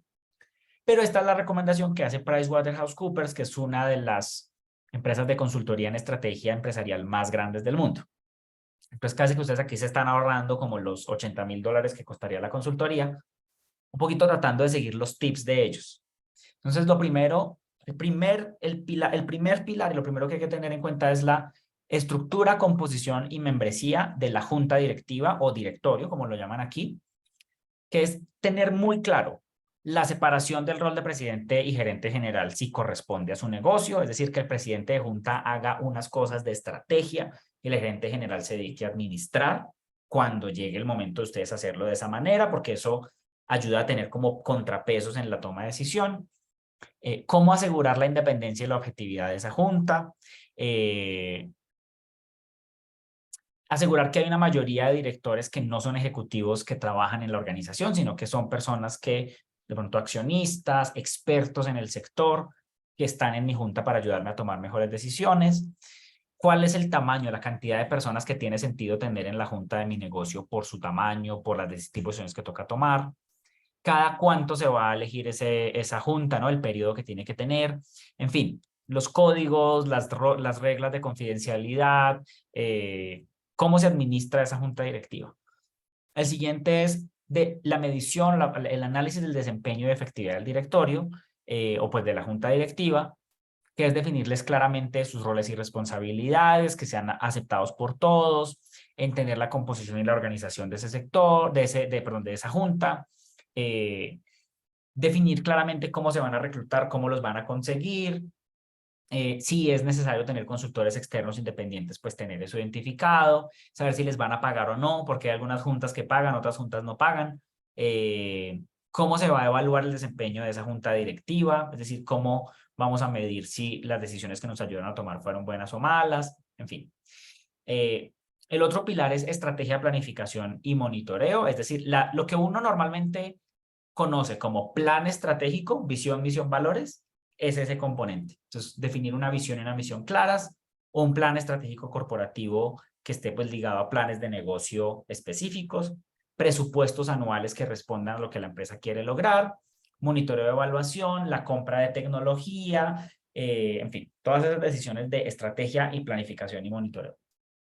Luego, administración del riesgo y procesos de cumplimiento. Esto puede que no les toque todavía, porque normalmente esas preocupaciones de cumplimiento legal vienen más adelante cuando la empresa es como más grande, pero para cuando les toque, para que lo tengan presente, es entender el marco de políticas que debería tener estructurada la empresa. Si yo tengo que tener una política, por ejemplo, o el reglamento interno de trabajo, ¿sí? Ese tipo de cosas que yo tengo que tener por cumplimiento legal, la política de disposición de residuos, todas esas cosas. Identificación de riesgos, cómo ustedes responden al riesgo, cómo se comunica y se capacita al personal sobre esos riesgos de cumplimiento, y cómo, a veces, cómo puede uno tener garantía sobre los activos, pero de nuevo, esto es cuando estén en un estadio un poquito futuro. También hay un elemento de estructuras de comité que sean efectivos y adecuados. Si ustedes lo que van a hacer es en algún punto crear comités específicos como de convivencia, comité de mercadeo, comité de impacto social, pues que tengan unas reuniones periódicamente que tengan sentido para las decisiones que tienen que tomar, orientar a los nuevos miembros de manera correcta para que no se repita cada vez que se va a hacer el comité, en fin. Y ya llegando hacia el final, pues hay un componente de transparencia y revelación de la información. Un buen esquema de gobierno corporativo tiene claro cómo se va a comunicar con los accionistas, qué revelaciones va a haber en un informe anual, ¿no? Cada vez que ustedes hagan como un corte al año de qué hicieron, pues qué es lo que van a contar ahí. Y cómo se relacionan con grupos de interés y reguladores. Tener esas relaciones claramente definidas y sobre todo tenerlas bien administradas. Poder estar como en contacto permanente con esos grupos de interés. Y el último pilar, que pues refuerza lo que estoy contándoles de por qué es importante el gobierno corporativo en el impacto social, es pues lo que PricewaterhouseCoopers llama ciudadanía corporativa, que es básicamente todo el conjunto de el impacto social, la ética y el impacto medioambiental de la organización, pues que agrupa básicamente las funciones de códigos de conducta y códigos de ética, designar posibles conflictos de interés, ¿sí? ¿Quién tiene la capacidad de decidir sobre qué? Pues que eso no genere conflictos, por ejemplo, no sé, que la persona que hace mercadeo y que es el que toma la decisión de cuánto se invierte, no sea la misma persona que hace los desembolsos, ¿sí? Para tener como ahí reducir esos conflictos de intereses. Cómo se manejan las relaciones con los empleados, y ahí viene, por ejemplo, los manuales de funciones, que sean claros, que sean justos, que realmente reflejen lo que las personas tienen, se espera que hagan para la organización. Consideraciones de salud y seguridad en el trabajo, y pues obviamente las obligaciones sociales y ambientales de la empresa. Entonces, esperen, yo miro, denme un segundo, yo miro esto cuánto dura. 13 minutos. Bueno, sí lo alcanzamos a ver. Este es una entrevista, o un panel, mejor dicho, de la Bolsa Institucional de Valores de México, hablando sobre el rol, perdón, un segundito. Como las tendencias que estos expertos ven en medio ambiente, impacto social y gobierno corporativo en las empresas, como con un énfasis en las empresas latinoamericanas. Entonces, vamos a verlo hasta que se ponga aburrido. Si lo logramos, lo vemos hasta el final, pero me parece importante que lo vean como desde el punto de vista del sector de la inversión. Cómo estas personas que han visto todo tipo de empresas, de todo tipo de industrias, llegar al momento en el que ya son lo suficientemente grandes para salir y cotizar en bolsa, pues para ellos qué es importante en gobierno corporativo. Entonces, permítanme un momento, lo pongo aquí.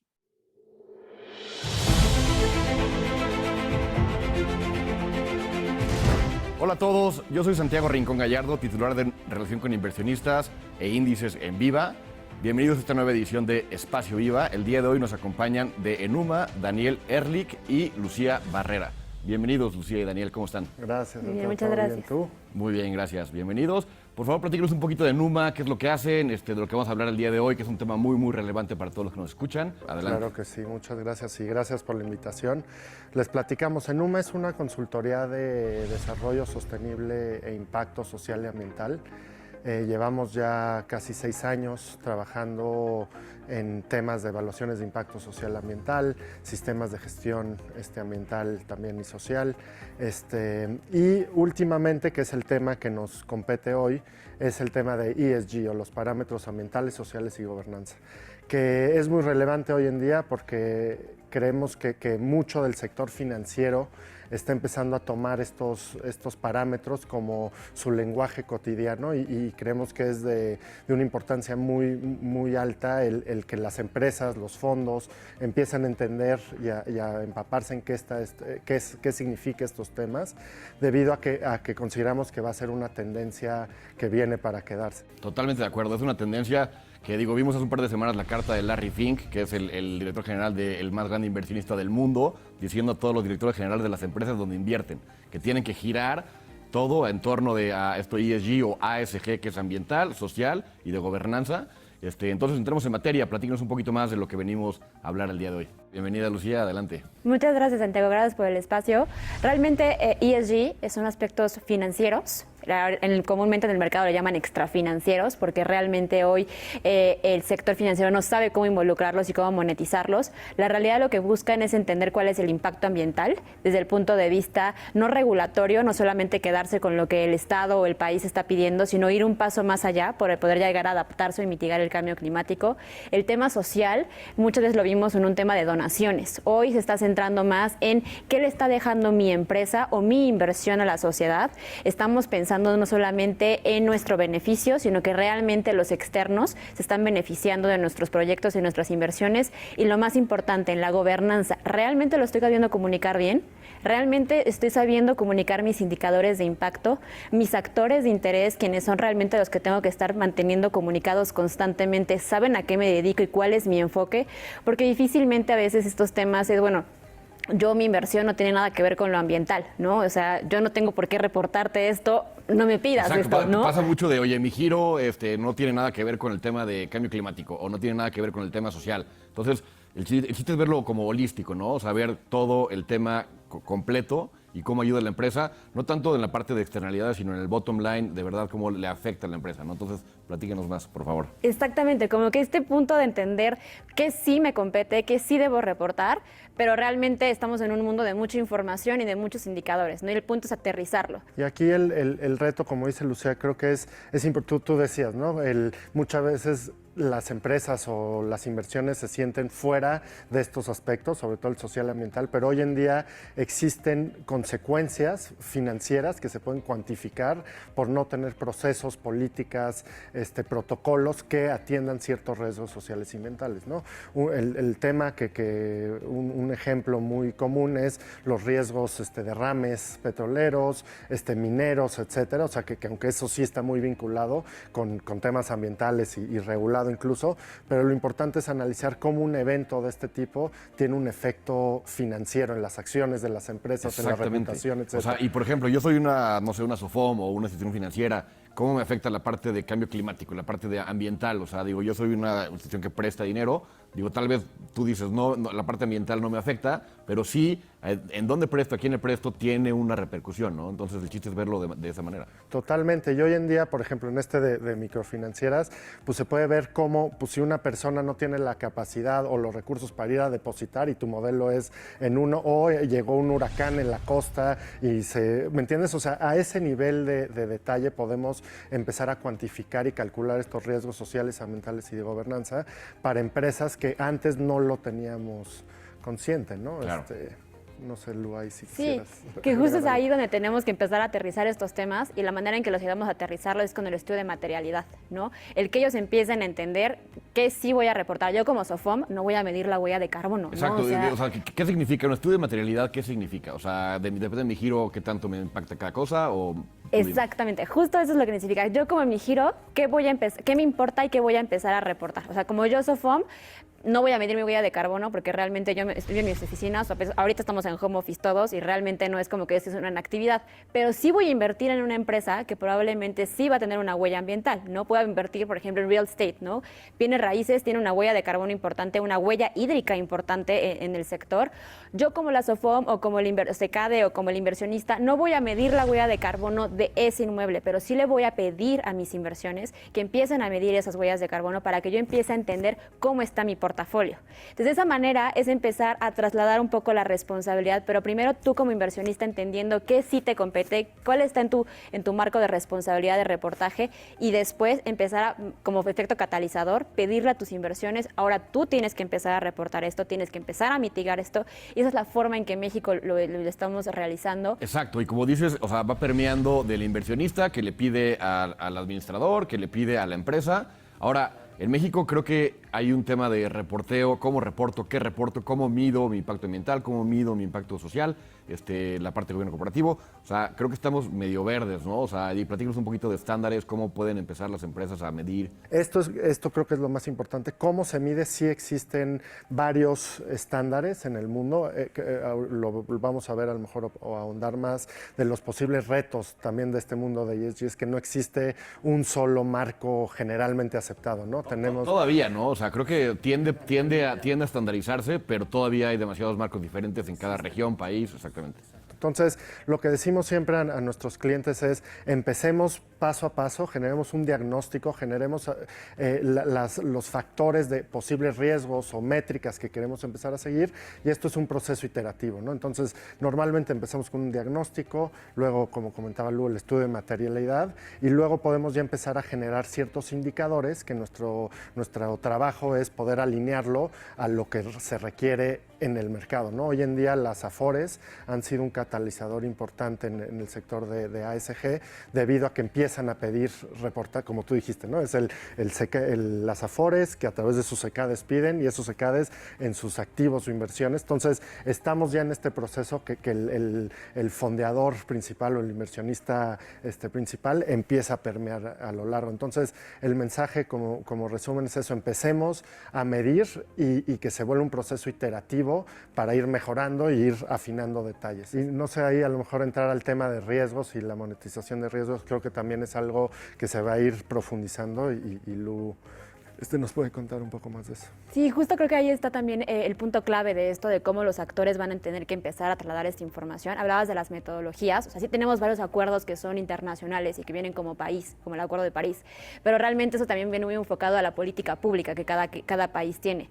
Ahora, lo importante aquí es que ya hay metodologías independientes a la política, como está GRI, TCFD, PRI. Entramos al mundo de los acrónimos, o sea, exactamente. TCFD, SASB, GRI, PRI. Justamente, realmente ese es el reto. No hay una metodología que sean como, esta es la buena para los SECADES, esta es la buena para las Afores. Realmente eso es un mundo de metodologías que el reto aquí de los consultores es empezar a juntarlas para poder ver qué le hace sentido al sector y mucho también al país, ¿no? No es lo mismo lo que le hace sentido a Larry Fink como lo que le hace sentido a un SECADE en Monterrey, ¿no? Claro. Entonces, eso es lo más importante, empezar a aterrizar a que estas metodologías, si bien son muy concisas y tienen el objetivo muy claro de empezar a mitigar la desigualdad social y el cambio climático, tienen que estar aterrizadas a cada uno de los sectores y el contexto social en el que se está viviendo. Ahora, para aterrizar todo esto de lo que estamos hablando, Tenemos un cliente de Numa que nos va a platicar de primera mano su experiencia en implementar toda esta parte de ESG en su tesis de inversión. Muchas gracias, Santiago. Me da mucho gusto presentarles a Roberto Oropesa, que es el gerente de administración de proyectos en del TAC, que es un CECADE en Monterrey y ha sido el encargado de incursionar el proceso de inversión responsable en su trabajo. Perfecto, bienvenido, Roberto. Hola, Roberto. ¿Qué tal? ¿Cómo están? Muy bien, muchas gracias, Roberto. Gracias por acceder a esta invitación.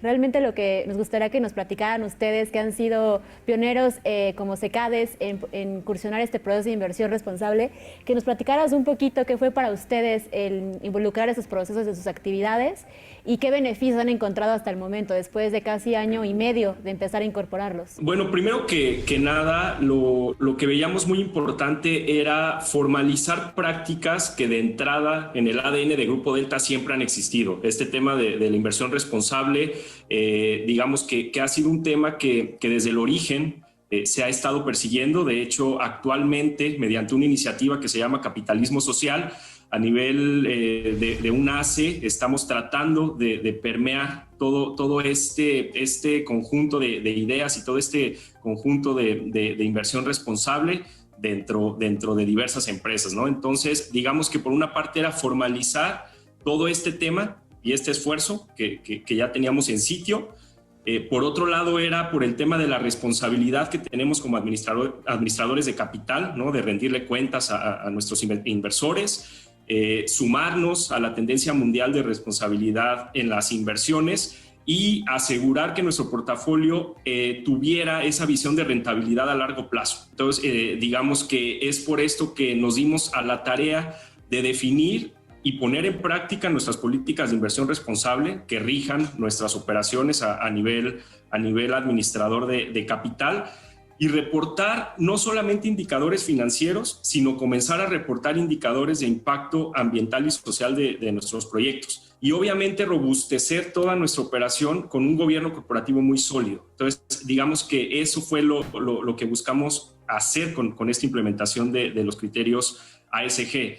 Nos gustaría si nos pudieran compartir cuáles han sido los principales retos de poder permear y ser catalizadores con estos desarrollos inmobiliarios, de poder incursionar en indicadores ambientales y sociales, que bueno, que como vimos en el proceso, probablemente no estaban tan familiarizados ellos. Los retos principales, Lucía, te diría que es el tema de la novedad o digamos la poca especialización que hay en estos temas, que no hay tantos referentes en los cuales basarnos y sobre todo que desde el punto de vista de administración de capital, digamos que apenas estamos abriendo brecha en este tipo de temas ASG.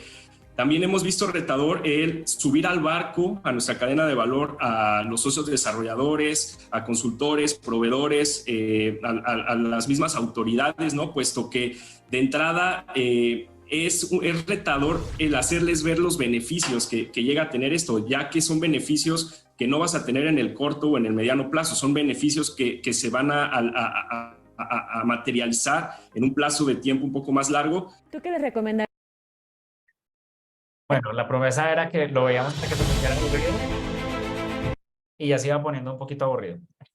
Pero un poco la conclusión, o mejor dicho, por lo que quería que vieran esto, esas son como las reflexiones que hacen específicamente desde el sector de finanzas y como desde las inversiones.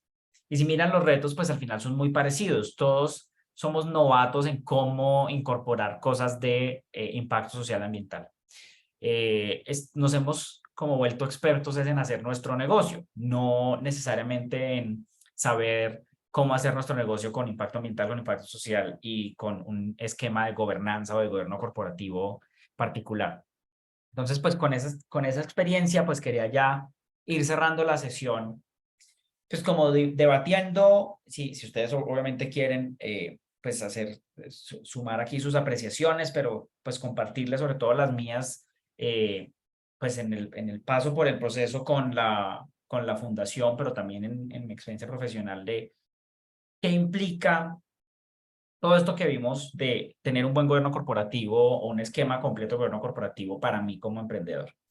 Y yo creo que todo se resume básicamente a estar preparado para el crecimiento. Si ustedes crean la base de una forma de toma de decisiones en la organización que es, digamos, consecuente con lo que ustedes valoran como emprendedores o como empresarios, pues como empresarias, empresarios. Si ustedes alinean eso con la visión que tienen del negocio, ya en términos de su marco estratégico, de la misión, la visión y los valores que definen, y sobre todo si un esquema de gobierno corporativo les permite tomar decisiones que tengan sentido de negocio, pues van a encontrarle los réditos a esto en el largo plazo. Un poquito como lo decía el señor del video al final, pues ese es uno de los grandes obstáculos o de las grandes dificultades para implementar una política tanto de impacto ambiental como de gobierno corporativo, y es que no se van a ver las utilidades de inmediato, ¿sí? No es como comprar una máquina nueva, que casi que de inmediato tiene efectos en el negocio. Esto tiene efectos un poquito más de largo plazo, pero pues tiene que ver con el compromiso que tienen ustedes con lo que va a hacer su empresa en el futuro. Y específicamente hablando de qué implicaciones tiene el gobierno corporativo para sus iniciativas de impacto social, yo me enfocaría, o la recomendación que les haría es enfocarse en las decisiones que van a tener que tomar sobre qué es prioritario o qué no es prioritario en términos de impacto social. O sea, que ustedes tengan un esquema en el que claramente se decida, que ustedes sepan con quién se reúnen para tomar estas decisiones, qué criterios tienen en cuenta para tomar esas decisiones y cómo las reportan. Les va a ayudar a saber qué hacen y qué no hacen en términos de impacto social. Y por eso es relevante tenerlo acá. Y porque en algún momento, cuando ustedes sean empresas mucho más grandes, pues una de las expectativas que hay sobre ustedes también es la expectativa de transparencia. Entonces, si ustedes desde pequeños como organización, como empresa, tienen el hábito de ser transparentes, de llevar trazabilidad de todo lo que hacen, de compartir con las audiencias a las que les importa las cosas que ustedes quieren compartir, contárselas por los canales que tengan a su disposición. No todo tiene que ser un informe pues diseñado que les envíe impreso en un libro, sino que puede ser simplemente un correo electrónico que yo le envíe pronto a mis proveedores contándole lo que estoy haciendo en, por ejemplo, lucha contra la contaminación por residuos. Pues todo eso suma para mejorar su reputación, para mejorar la competitividad de la organización y para que pues lo que hagan en impacto social tenga sentido. Entonces, esos eran como los dos componentes de la sesión de hoy, hablando específicamente sobre creación de valor compartido como una vía que pueden tomar y gobierno corporativo como una herramienta, un mecanismo que les va a servir para tomar decisiones un poco más objetivamente en todos los aspectos de su empresa, pero con un énfasis en lo que van a hacer en impacto social. Entonces ya la próxima sesión nos vamos a encontrar para hablar sobre objetivos de desarrollo sostenible y vamos a ver unas pautas para el diseño de una estrategia de responsabilidad social empresarial, ¿sí? Vamos a ver algunos de esos marcos internacionales que existen de desempeño social de la empresa. Vamos a ver dos específicamente, los ODS, como lo que implican los ODS y el pacto mundial, el pacto global, perdón, que tienen como unas buenas prácticas que ustedes de pronto podrían acogerse.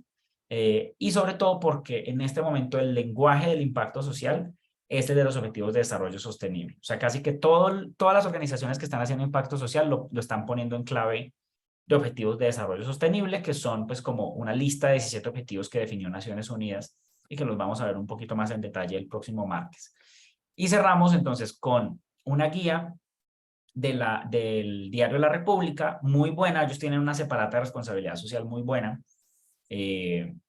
Y en uno de los especiales sacaron como paso a paso para sacar la guía, la estrategia de responsabilidad social. Pues vamos a ver ese paso a paso para que pues sea con lo que puedan trabajar pues ya aquí en adelante para terminar sus estrategias. Y nada, pues espero que haya sido útil, que hayan escuchado cosas interesantes. Y Gustavo. Útil siempre será toda la información que llegue. Ahora, puede ser más útil en qué sentido, en mi percepción.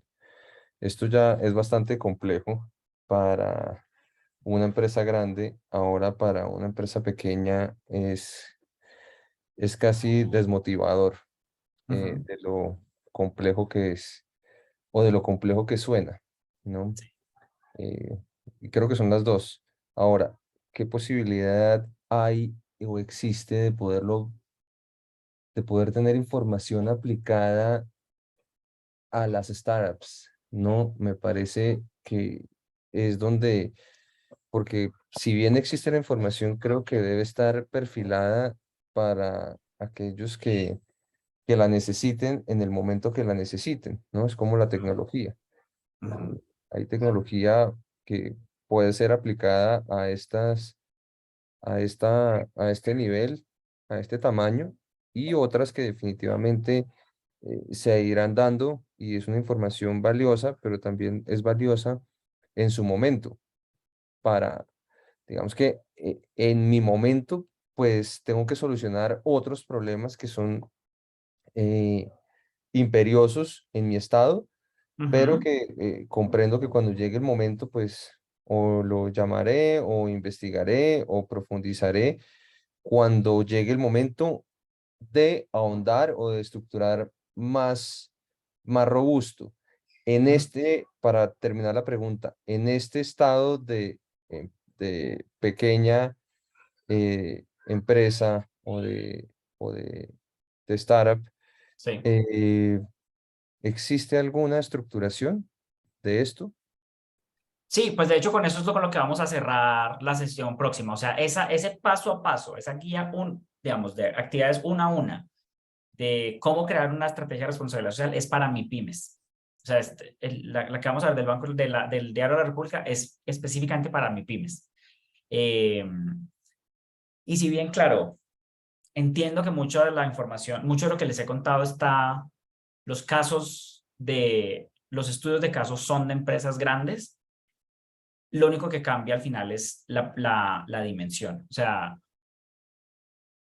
hoy que hablamos de creación de valor compartido, por ejemplo, yo puedo meterle cientos de millones de pesos a hacer una estrategia de valor compartido, si soy en él y si lo que quiero es ir a construir más aulas de un colegio, o puedo meterle 0 pesos a agarrar algo que yo sé que es conocimiento de mi negocio y compartirlo con mi entorno cercano porque tiene sentido en mi estrategia de impacto social.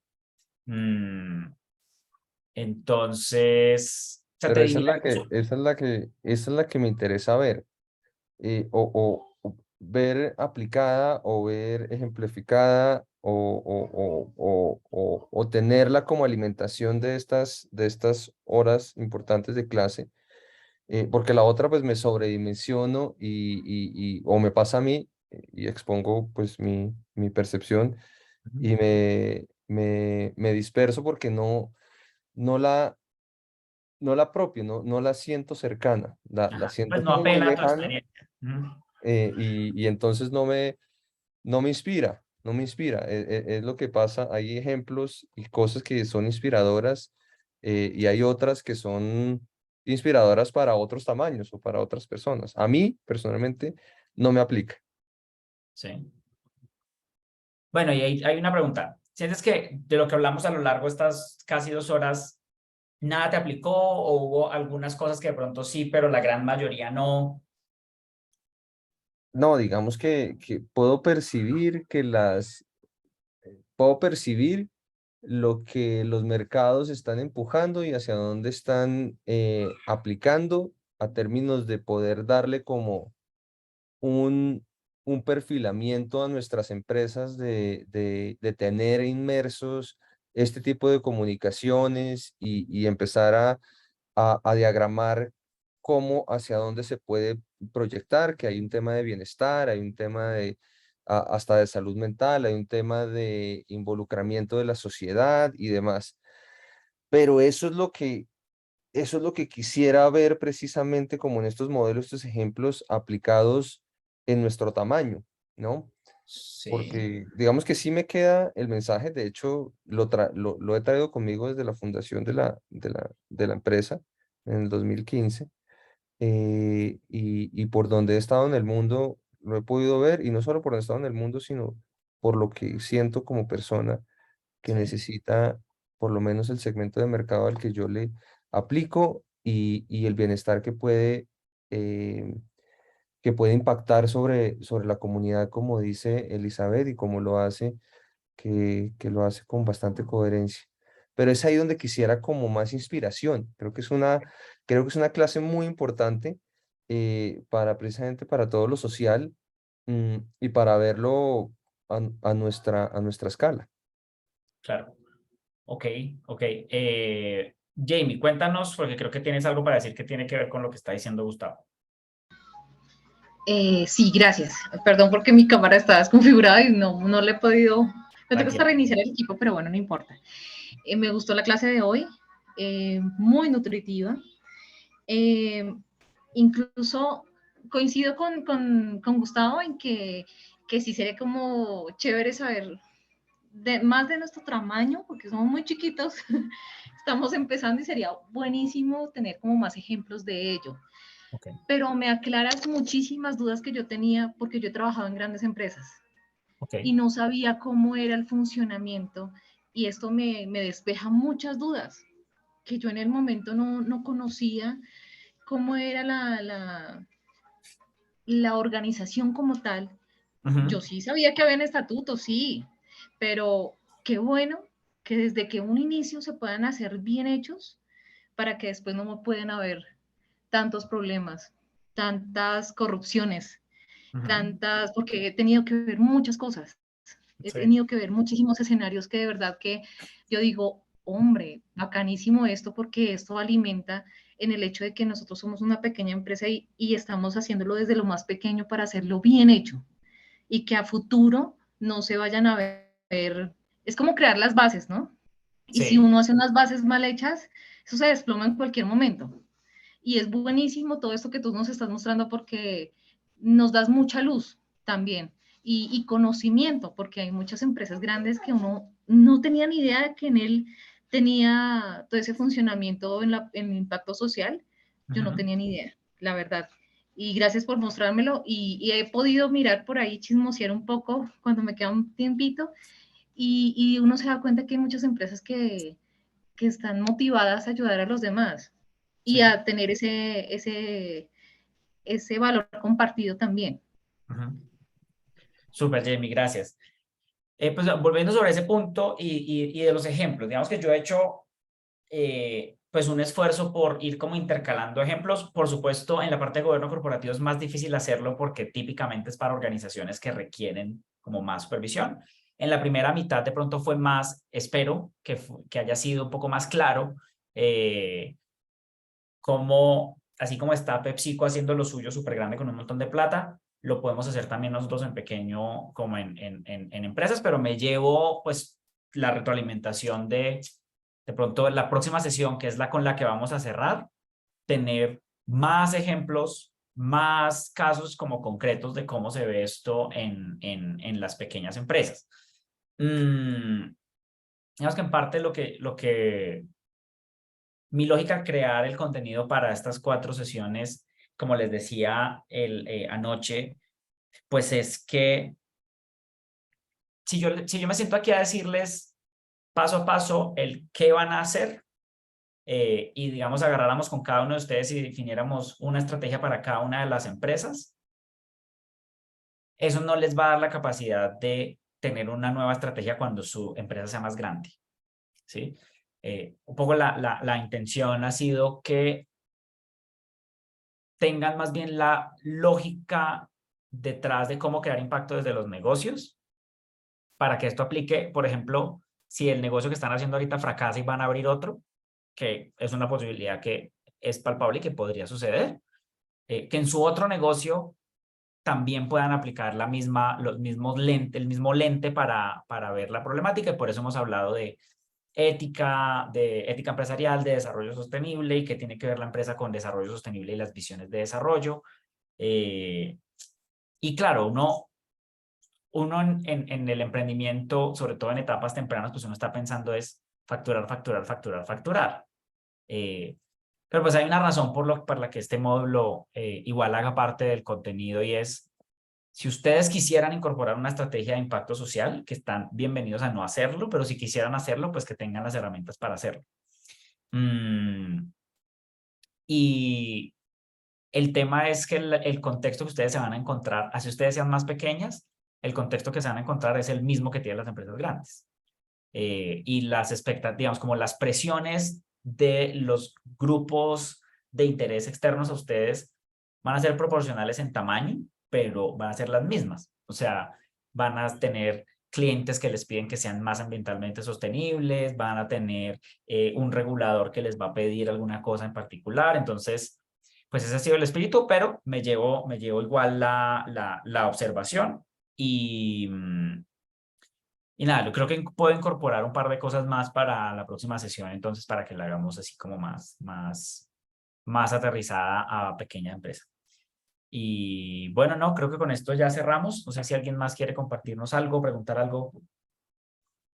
Jesús, pues realmente en mi experiencia de la clase creo que ha sido más como el choque de cambiar el concepto que tenía impacto social en mi caso personal, ¿sí?